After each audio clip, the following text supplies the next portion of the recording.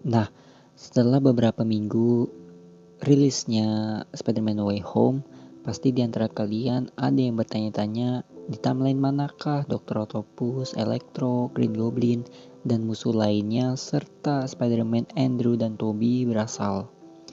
Lalu kenapa si Tobey itu tua sedangkan Dr. Octopus muda?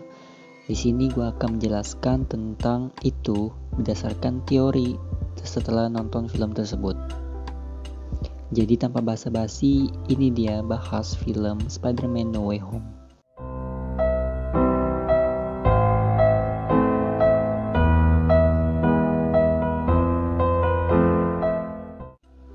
Jadi seperti yang kita tahu, Peter itu mencoba minta tolong ke Doctor Strange untuk membuat semua orang melupakan Peter Parker sebagai Spider-Man.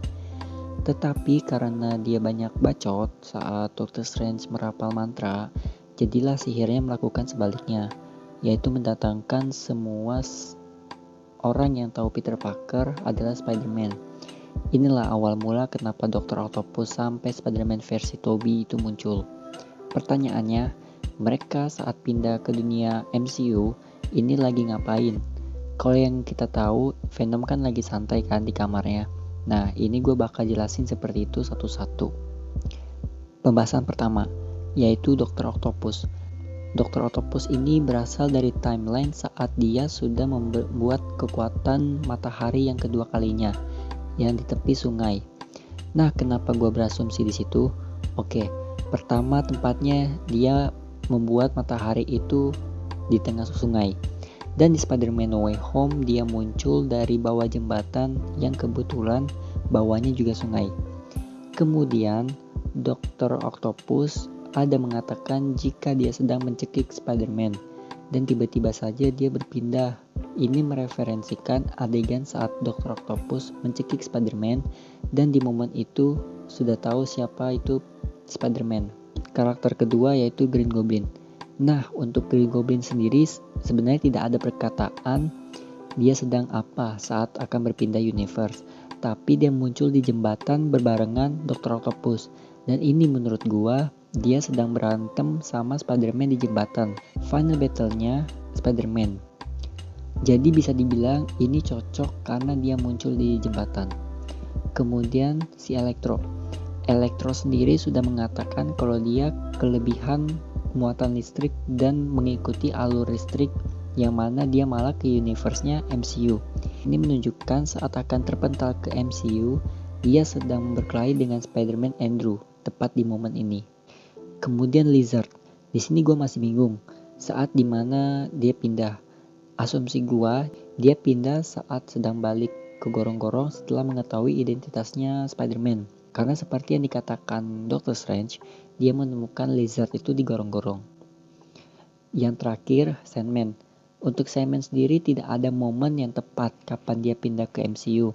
Tapi yang jelas, ini beberapa bulan atau bahkan tahun setelah Sandman memberi penjelasan ke Spider-Man, Tobey. Kalau temennya yang bunuh pamannya bukan dia. Kenapa dia bilang begitu? Karena perkataan Sandman yang bilang, ini Flynn Marko, apakah kau mengingatku? Berarti sudah beberapa bulan atau tahun karena dia bertanya apakah Peter mengingatnya. Sebelum pindah ke masing-masing versi Spider-Man, ada yang sedikit mau gue bahas, yaitu Peter versi Tom Holland. Kan memberikan mereka kesempatan kedua, dan bahkan dia ingin menolong mereka agar tidak mati saat kembali ke universe-nya masing-masing. Namun ini tidak sepenuhnya benar. Berdasarkan teori gue, jika memang benar, maka Dr. Octopus kemungkinan mati.